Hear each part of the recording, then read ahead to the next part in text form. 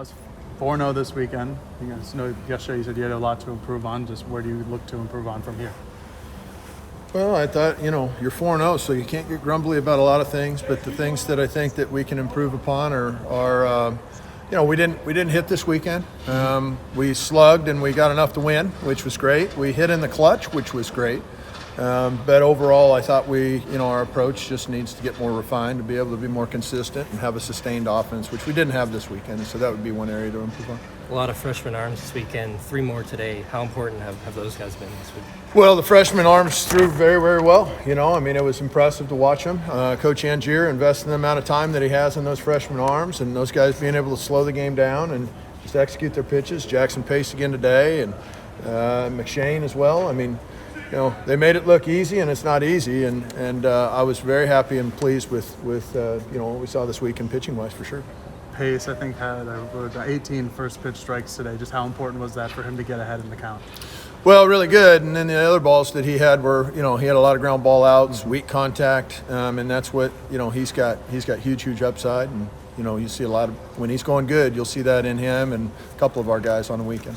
The team has expressed how they want to kind of develop this postseason mindset, and when you go through 7 innings, a little bit quiet, and then come out in the 8th, in a game that matters to get the sweep, but realistically you already run the first 3. Just how would you grade your improvement at that mindset with the game today?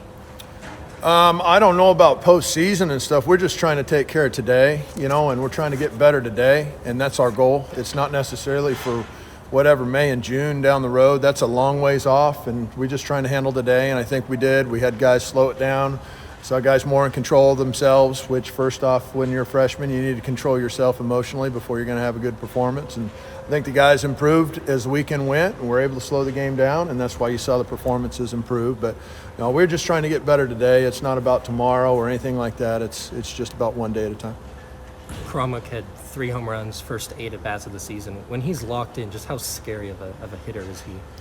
Well, he is, and he was one of the few guys that was locked in this weekend. There was a couple of hitters that did a really nice job, and overall we didn't see a lot of our hitters really, show up with what their abilities are. And so that's one area that we can work with our hitters on. But tremendous ability in this group, and it's been a fun group to work with on a daily basis. These guys show up, and they have great energy, and they're just a ton of fun with a ton of ability as well.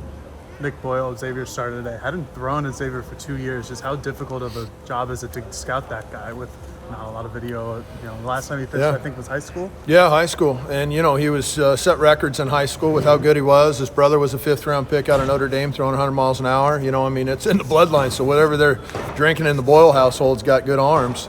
The kid shows up today on game 4 of a weekend. As a starter, he's throwing 93 to 95 with a really good secondary pitch. That's not easy, and that kid's got huge upside. He'll be scouted heavily this year and get a chance to go out and play professionally, I'm sure, by the end of it. They had several arms that were really, really good arms this weekend that, we were able to come off of that weekend 4-0. That's a really good weekend for the Ducks. How about Gavin Grant? He'd been pretty quiet this weekend, but huge home run there to give the Ducks a lead. Massive, and he's clutch when he needed to be. And so, for Gavin, that was a 2-strike at bat. And so, they'd gotten the better of Gavin on the weekend.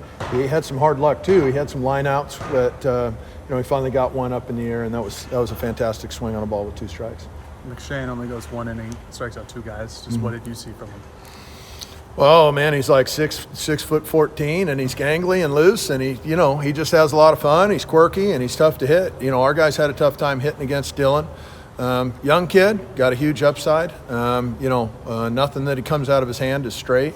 And so, our hitters had a tough time with him, and if our hitters have a tough time with you, I think you're probably pretty good, and I think he'll be good as time goes. He'll be a key guy in our bullpen. On Friday, I asked you about Malares. You said that he was maybe a little nervous, wasn't that sharp. What did you think of him today? I thought he was okay. I'd say, I've watched Josh now quite a bit. He's probably about a B today, good enough to get it done. I bet he would probably tell you he was about a B. And that's just because of how good he really is. But he threw his stuff over the plate after that first hitter and was dominant. So, he's a great pickup for us. He's got a great arm, and he'll help us tremendously, as you saw this weekend. What went into your decision to start Mason Lytle and Bryce Betcher today? Because they're good players. As opposed to maybe Sabine or yes. Colby Shade. Yeah, those guys are good players too.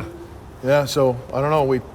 It's hard when you got a lot of good players. You know, it's hard to make out a lineup because that means you're going to have good players sitting next to you in the dugout. And, you know, we didn't even see Carter Garotti this weekend, or Drew Smith, or Tafton Hensley, who's a draft prospect. And, you know, I mean, these guys, you know, you saw Dominic Hellman for one game, you know.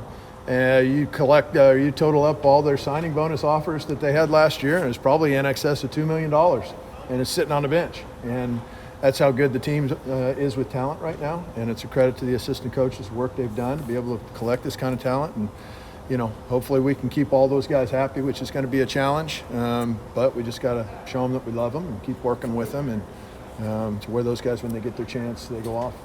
Did you get an explanation of the second inning timeout, non-timeout issue?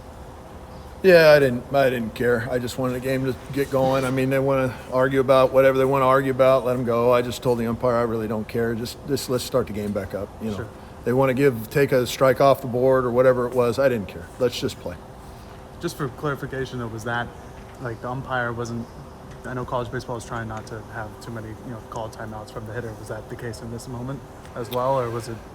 No, I don't know. I think it was something about the pitch clock or whatever. He was inside of 10 seconds. The hitter's supposed to have his head up and eyes on the pitcher, and if not, it's an automatic strike or something like that.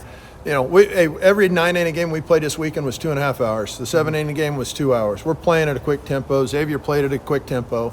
You know, the argument went off. I don't know. I'd rather not go out there and argue about stuff. I'd rather sit in the dugout and let the kids go play.